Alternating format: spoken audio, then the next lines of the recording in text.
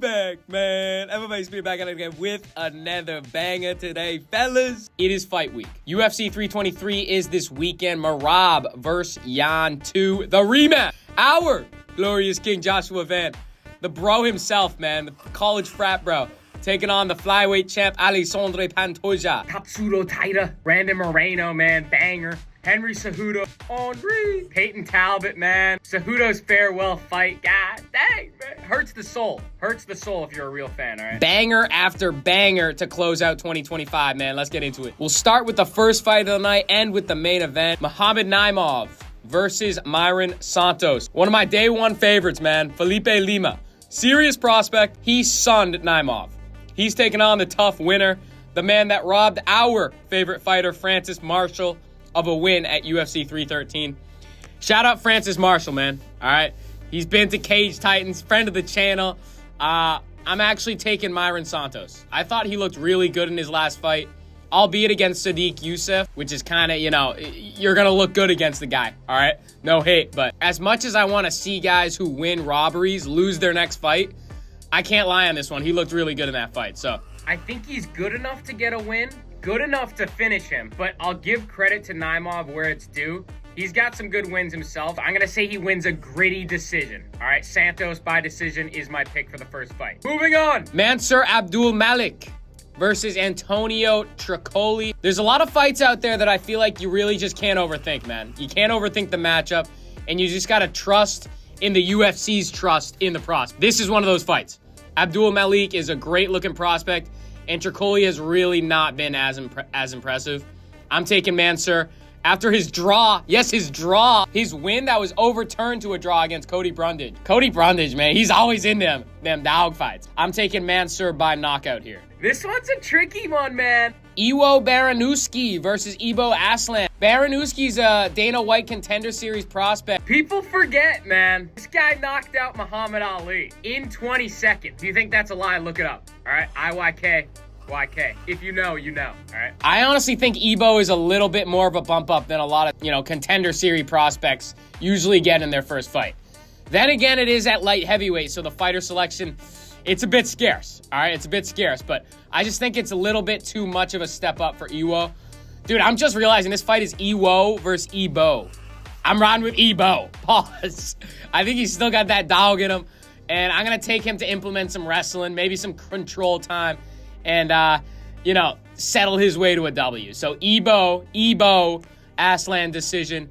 Underdog pick, I would assume, with the Contender Series hype from Ewo. But next fight, Edson Barboza, Jalen Turner, the 39-year-old vet and the 30-year-old coming out of retirement, man. Give me the Tarantula to get the dub, man. Starting up his lightweight title run. Yes, sir, you heard it here first. It's starting right now, all right? What? Bro, what are you talking about, man? I'm kidding, Chad. I'm kidding. No, hey, you never know. You never know. I'm going to say his height advantage will get the better of Barboza. 6'3", man. He's long. He's got the youth advantage. I love my boy Edson, man. He's actually one of my boys' favorite fighters of all time, but I don't know, dude. Give me the Tarantula, get the W. I'm going to say he actually gets it done by knockout. I hate to say it, but something in me can just see Edson's chin failing. I know he's taken some hits in his day, so I just feel like it's going to crack on Saturday, dude. So give me Turner by knockout in this one. Next up, Marvin Vettori, Bruno Ferreira. Maybe I don't have the right bout order because this is on the early prelims, which is insane to me. I think this is a banger fight because neither guy has any defense at all. Zero defense involved usually means a lot of damage is getting taken. Zero defense, a lot of damage, someone's taking a nap. It's nappy poo time. That's what that means to me, Chad. Marvin Vettori, let me tell you, kid. Let me tell you about this guy. Iron chin, iron. This is like a battle of just pure grit. Gritty meatheads, man. Just two straight dogs that will genuinely kill each other in there. Which is why I'm confused this isn't higher up on the card, but give me Marv. Give me Marv Vettori. Marv. Shout out Marvin Vettori Enjoyer on Instagram, bro. He's always in the comments in my on my page. This guy is a pure beauty on the gram. Pure beauty. But give me Marvin Vettori Enjoyer to enjoy this one. See what I did there, chat? Because I got Vettori KO incoming. Now, hey, does Vettori knock anyone out? No, not to this point. But the way I see this fight going, from a matchup perspective, zero defense involved, I'm taking a Vettori knockout. I know ball. Next. Sadykhov, Ziam. This is an absolute banger of a fight, all right? If I'm being real, this has fight of the night potential, along with back-to-back with Vettori and Ferreira. I don't know if I have the bout order right, but these are two back-to-back fight of the night potential. Contenders. Team Trends Theory coming in heavy right now with Syndicate MMA and Nazim Sadykhov. I don't want to spoil anything in the main event here, but I'm taking Sadykhov. You may know what that means for MeRaB if you're a huge, big fan of the channel here, all right? Honestly, I think Fares Ziam is a little bit overhyped. Yes, the Frivola KO was filthy, but I just think people are looking past that, that was Matt Frivola. No hate to Steamroller Favrola, man. I'm just saying he's a little chinny at times and isn't the absolute best in the world at lightweight, all right? Sadykhov is really good on the feet, and I know Ziam is too, but I think that's where the fight happens. Give me Sadykhov by decision. Banger fight, though. Absolute banger. Next up, Macy Barber, Karine Silva. Give me Macy Barber in this one. She's coming off the legit 10-minute pullout against Erin Blanchfield earlier this year with Gamrot and Klein as the co-main event that ended up being elevated to the main event. I just don't think Karine Silva is that great. And if Macy was scheduled against Blanchfield, then this is a big step down for her. Plus, the Blanchfield just got the win, so it's aging well for her. Give me Macy to win by decision. Terrence McKinney, Chris Duncan, T. McKinney, man. T. McKinney, man. Arguably the biggest hit-or-miss guy in the sport. Right up there with Kevin Holland. Trailblazer, man. Those guys are... Taking on Chris Duncan, man. Duncan's good, bro. Duncan's coming off of a great win in his last one, but I think T. McKinney, I think he implements his wrestling, takes this thing to the ground and wins it there. All right, so I'm just going to say McKinney by decision or sub, but give me T. McKinney. I know it's risky. He's a risky guy to pick, but give me Terrence McKinney. Grant Dawson, Manuel Torres. I'm a big fan of Grant here, man. I'm taking him to win by decision. Don't get me wrong, Manuel Torres is a great test, but at this point, man. The thing is with Grant, dude, I swear he's got good wins. Like, he's winning a lot. He's a top 15 guy. He's been ranked before. He's, consistently getting wins. He just does not, get any step up, ever. The guy's freaking 23-2-1. All right, how about level up to a top 10, top 12 ranked lightweight? It doesn't make any sense to me, but he's always fighting, the same edge of the ranking guys, but just never bumps up. So, I don't know what the deal is, but... I just think Grant's grappling, his wrestling is a whole nother level, so I'm going to say he gets it done by rear naked choke. I'm calling that. RNC. Main card time chat. I don't like to say it, but I tell you guys the truth at all times, no matter what. Uncut. No limits. No holding back. This main card may just be a changing of the guards, chat. I'm being so for real. I think a lot of these young guns... I'm not going to spoil it, but my picks, I think a lot of these young guns, they're starting a new era. New age, man. Just a little preview right there for the main card. Jan Blachowicz, Bogdan Guskov. Give me Guskov to get it done. This guy looked good against Krylov, horrible against Elikana.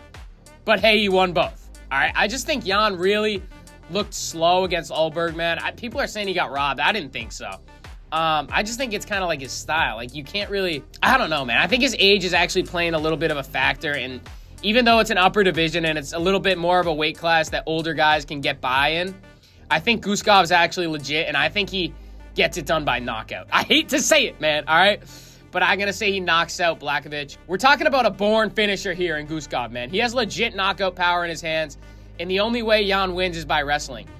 I don't see him wrestling, especially at the age and stage of his career he's at. I just don't think he can hold guys down the same that he could have, all right? I'm taking Bogdan by knockout and making a big move in the 205 rankings. Henry Cejudo, Peyton Talbott, I'm fired up. Henry Cejudo, okay? Final fight, man. It hurts. Double champ, leaving the sport, man. He's a wrestling legend, all right? I'm a wrestler. I got that wrestling background. Wrestling legend, man. He's just got all these accolades. Give me Talbot. Give me Peyton Talbot by knockout, chat. And here's why. Dude, I think Peyton Talbot's really good. I think Talbot is really good. I keep putting this on my IG and rankings and just in a bunch of different posts. I swear the #1 comment every single time is, bro got fraud checked by Barcelos. First of all, Barcelos is going on a filthy win streak of his own right now. And for some reason, nobody's talking about it, man. And I think Talbot's Lima win was extremely impressive. Very rare that you see two of the best prospects in a division fight each other this early on in their careers, you know, really before either makes a ton of noise or reaches the rankings. But everyone knows both of them are going to be really good, especially coming off the loss to Barcelos, purely from being out-wrestled and then showing his improvements against Lima in the grappling. I think Talbot's going to improve once again in the wrestling. He's had another camp solely focused on the wrestling to prepare for Cejudo. And I think Cejudo is genuinely not one of the top guys at bantamweight anymore. Like, he's not a top 10 guy. Not top 12, honestly. Talbot's reach is going to eat him up on the feet. Pause. I think he stops a few takedowns early. And sadly, I think Talbot finishes Cejudo. I think he knocks him out. Very bitter ending. Honestly, bitter ending second half of Cejudo's career, man. I freaking hate it because I like the guy. I like the guy a lot. But Talbot, I think he gets the job done and moves to almost 1, maybe 2 fights away from a title shot. With how thin bantamweight is right now, with how much MeRaB's just running through it, I think Talbot, he is 1 or 2 fights away with a win here. Brandon Moreno, Tatsuro Taira, absolute cinema. Absolute cinema. Matchmakers, they cooked. They stirred the pot and they cooked, chat. Former champ, a guy that has been at the top of the division for the past 5 years, taking on the 25-year-old prodigy, the guy that took his first loss over this past year, but quickly finished Hyun-Sung Park in his last fight, who was a good prospect at the time, all right? He's on a 2-fight losing streak, but people forget, man. People forget, man, all right? He's right back in title talks, Tatsuro Taira. I'm taking him to get it done by submission. I think Moreno has the advantage on the feet, but only because, dude, this drives me insane watching Taira fight. But it's only because he leaves his chin on a silver platter all the time. 24/7. 24/7, man. But when this fight goes to the ground, I think Taira has arguably the best ground game, especially back control in the entire UFC. Against Royval, our glorious king, friend of the channel, man. Come on, Brandon Royval, round out, man. When the fight happened on the feet, Royval pieced him up. When Taira took him down and wrestled him, he controlled him and dominated him there for the entire round. I think Moreno is favored against almost everyone in a 5-rounder, but in a 3-rounder, dude, where 2 takedowns is all Tatsuro Taira needs to win the fight, I think he gets it done. And I think he cashes in with his submission later on in the fight. Okay, so Tatsuro Taira by late submission, honestly lining himself up to be, depending on what happens in this next fight, which I'm gonna get into, he may be next up, all right? But co-main event time. Alexandre Pantoja, Joshua Van. We have arrived. You've seen the trend in my picks so far. Guskov beats Jan. Young guy beats the old head. Talbot beats Cejudo. Young guy beats the old head. Taira beats Moreno. Young guy beats the old head. Add another tally to the board. Joshua Van is winning flyweight title at UFC 323, man. Dethroning Alexandre Pantoja. This is my underdog pick of the card, and I'm confident, man. I'm confident. Everyone's saying Pantoja will take him down and dominate him. Well, how can that happen when Joshua Van has never been taken down or dominated, ever? When he has shown to clearly have the best takedown defense in the division and arguably some of the best takedown defense in the entire UFC. He's proven it against dominant, established wrestlers and grapplers. Obviously Royval, but Royval only, really shot when he was hurt and busted up later in the fight. But Saruya, Shirez, 2 guys that are very good grapplers and that Van legit had, I'm talking 0 problems with, okay? Pantoja is a dog, bro. One of the reasons why I love the guy, okay, is because he just walks forward, gets hit endlessly, almost zombie-like, with his chin hanging in the air, okay? He's been pieced by guys in the past in title fights. He's been in dog fights, okay? It's not, yes, he's dominating this division, but he's in gritty fights. All right, man, I feel like people are forgetting that. All right? He's clearly taken shots that have damaged him heavily. Guess what?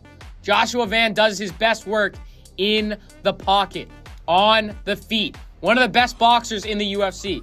With Pantoja walking forward, chin up, Van having the perfect opening to throw inside the pocket, up close, with his volume, also power, I truly believe Joshua Van gets this done, dude. I want y'all to come back to this on Sunday or Saturday night, whenever, after the fight, come back, all right? I'm standing on business right now. Keep the receipts. Keep the receipt. Nobody has more momentum in the UFC right now than Joshua Van, and I truly do not think there is a better stylistic matchup than Van right now for Pantoja. It's a mix of a born boxer with extremely strong takedown defense.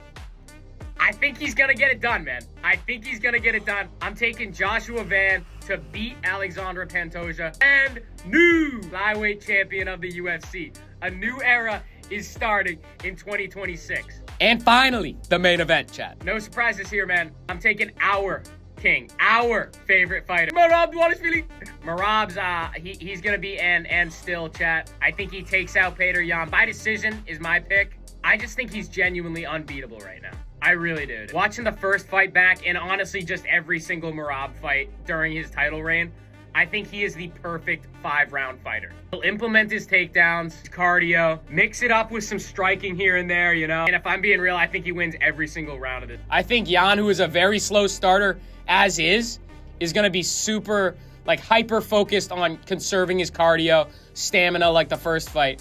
I think MeRaB isn't going to be phased at that at all and jumps on him right away. Keeps the pace up the whole time. Honestly, as I'm talking about this, dude, I could see a finish. I'm gonna stick with my pick of decision, but I could actually see a finish. Maybe a sub is mixed in there, but I'm taking MeRaB by decision and to breaking the title defense record for a single year, cementing himself as fighter of the year, adding to his bantamweight GOAT legacy, man. Continuing to be our favorite fighter in the UFC. MeRaB dVaLiShViLi. Those are the picks, fellas. Let me know down below what yours are. All right, who you got winning at UFC 323. And before we go, comment section of the video. Top 3 comments from last video, fellas, on my UFC fighter pay video. Go check it out if you haven't already. Actually made that for a school project. Just posted on the tube for the heck of it, man, you know? Give the people what they want out here. But top 3 from that video. Slim MMA, man, my dog. Shout out to the guy. Follow Slim MMA on IG, man, if you haven't. But he says, love this video. Hopeful that this new Paramount deal increases fighter pay, especially for the prelim fighters who sacrifice their health for our entertainment. 100%, bro. 100%. Those prelim dogs, man, they deserve it. Fight Insight Podcast. Shout out to you fellas again for commenting. Great discussion and points. Oh, these guys talked to Jake Matthews about the pay situation. Jake's saying it's tougher to stay in the UFC. It's a little bit of big comment, so check it out on the video if you haven't. But says it's tougher to stay in the UFC rather than actually get in. Damn. But honestly, dude, I love this, bro. I love this insight right here from Fight Insight Podcast. All right, no pun intended, but check their channel out, fellas. They got some great interviews, great videos. So shout out Fight Insight Podcast. But last but not least, Matthew Kennedy 2335, great video. NFS. I don't know what that... Dude, I appreciate that, Brody. I appreciate that. What a legend. I'm not really sure what NFS means, but I'm taking it as a dub, all right, bro? Appreciate y'all for commenting. If you want to be featured in the next video, fellas, comment down below. Top 3 comments get mentioned in that one. Like the video, sub to the channel, follow on the gram, and I'll catch y'all in the next one, fellas. Peace.